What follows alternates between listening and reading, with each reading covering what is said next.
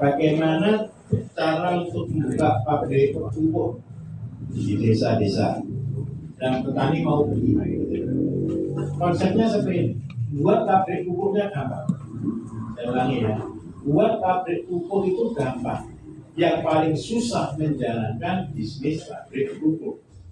Buat pabrik pupuknya modal 10 juta jadi, Bapak. Tapi ada tapinya. Bagaimana cara kita menjualnya? Yang bertanya. Ketika kita buat sudah di satu tempat, saya minta tolong, kita tidak perlu langsung besar, mulai dari yang kecil. Setelah itu lakukan namanya kebun percobaan. Kebun percobaan itu bagaimana caranya? Dari pupuk kita aplikasikan. Mungkin di polybag boleh, di tanah boleh, sampai kita pakai. Saya dulu Bapak Ibu ketika saya buat pabrik pupuk pertama kali, 3 tahun baru lama. Bukan 1 tahun langsung laku, 3 tahun baru lama. Makanya saya kadang-kadang tertawa, ada teman-teman yang baru produksi, kok belum laris-laris ya? Baru aja produksi, kepengen laris. Saya dulu 3 tahun, saya kasih contoh. Pernah ya kemarin lihat di YouTube saya, ada 7 ekor sapi, penghasilan 2 juta per hari, 4 bulan itu Pak Bambang itu ngomong gitu. Pernah nonton? Sapi Pak Bayu di Milat gitu. Saya dulu pelihara sapi 7 ekor. 7 ekor ini saya belum tahu cari, makanya sudah jerami karyawan 2. Yang tukang bersihkan, kasih makan sama bersih-bersih rumah. Gajinya 3 juta satu orang. Jadi 2 orang gajinya 6 juta. Artinya 6 juta untuk beli pedet selesai, bisa. Orang tua saya sampai marah terus tiap hari ke saya, karena saya jurusan akuntansi. Dia bilangnya begini, kamu nggak bisa ngitung atau gimana? Ini loh bisnis yang jelas-jelas ini. Bapak Ibu kan tahu visi saya, kan? Terus saya mau ngomong ke orang tua, loh ini visi saya, kalau saya rugi terus saya mundur, bagaimana saya bisa mengubah? Kan tidak mungkin saya berani ngomong begitu ke orang tua ya, cuma diam, bukan jadi marah ya, jadi anak bodoh lah, diam gitu kan. Tapi dalam hati terus mikir bagaimana caranya cari solusi. Saya minta maaf Bapak Ibu, itu sapi, kita diskusi lebih dari 10 profesi, bagaimana caranya supaya peternak sapi bisa untung. Karena peternak sapi itu rugi. Yang untung-untung yang hari ini ada karena mereka menutup buku Bapak Ibu, tidak pernah nyatet. Kalau itu dicatat rugi. Karena ini rugi, saya betul-betul berdoa. Karena saking nggak kuat, saya itu dimarahi terus tiap hari. Bukan hanya orang tua, keluarga semua marahin. Sudah bau, kadangnya kan gitu kan. Repot, terus rugi lah. Terus saya pikir kita cuma lihat ini sapi saja. Ya saya kembalikan ke yang dulu Bapak. Yang dulu saya pelihara sapi. Ini gimana caranya supaya untung? Dari sapi saya cari yang paling pasti dulu. Sapi itu pasti makan, betul ya?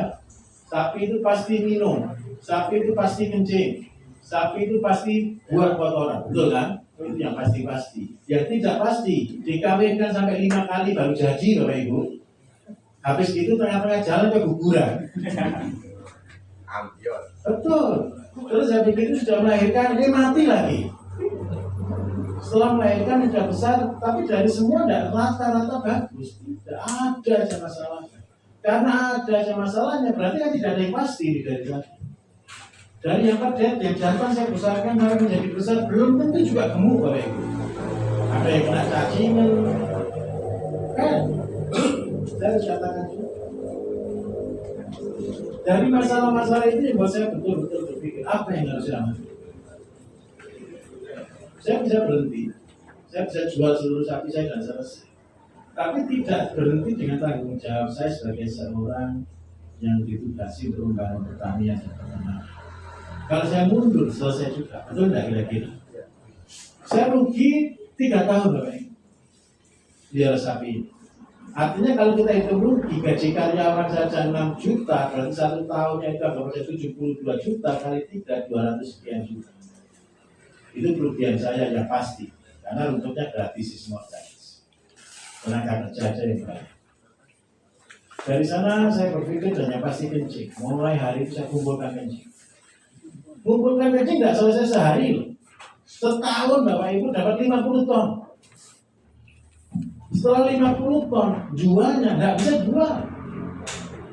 Saya jual pertama harga 2.500. Laku sih paling cuma orang-orang yang kasihan dengan saya aja yang beli. Iya, saya juga terus ngomong, terus promosi. Saya ini juga seperti Pak Haji Ate, marketing. Tapi marketingnya dia keren, marketing saya kencing sapi ya Pak. Bawa ke pasar dibuang orang. Akhirnya saya naikkan dari 5.000. Dari 5.000 saya naikkan lagi dari 10.000. Belum laku juga. Padahal harga sudah naik.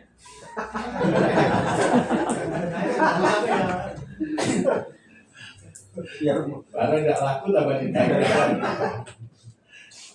Yang beli ada sih, tapi nggak imbang. Paling satu bulan bisa 500 liter. Gitu ya. Orang-orang yang betul-betul penggila organik. Gara-gara putus asa sama teman-teman saya bilang, Pak ini salah harga. Kita rubah saja, kita jual 100.000. Gila atau tidak?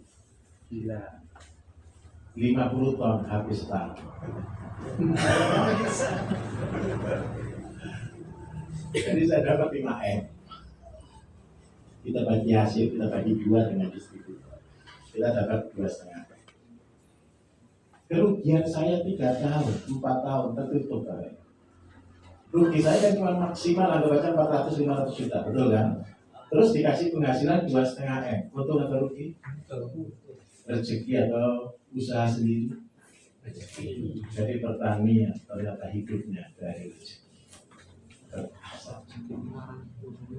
Jadi gimana Pak? Bisa 100. Oh iya, saya lupa di sini. Sampai sekarang pakai di sini. Sekarang 100.000 Pak, harganya sekarang 110.000 malah, 110 sampai 115 sekarang ini. Sama tukang mikir. Tambahin namanya beres. Jadi kalau Bapak Ibu bilang, mulai kejadian ini dari sapi suju sampai sapi saya sekarang sudah jadi ratusan. Kenapa kok begitu? Oh ternyata kita pelihara sapi, jangan pernah berharap sapinya. Supaya tidak stres. Jangan berharap kencing saja, kotoran yang banyak. Berarti motivasi kita ngasih makan yang banyak. Kalau dikasih makan yang banyak, sapinya tambah bagus atau tidak? Itulah teori terpaksa. Sudah terpaksa Pak, sudah stres itu. Stres, betul-betul stres. Nanti ada di channel YouTube saya. Sapi Bayu diminta gitu ada. Kopi udah siap Pak. Kopi sudah siap Pak. Bapak Ibu silakan ngopi sebentar. Satu lagi Pak. Oke baik. Bapak minta dijelasin Pak keberuntungan kerugian pakai POC, pupuk padat atau vermicom yang bagus Pak. Untuk tanaman apa? Horti.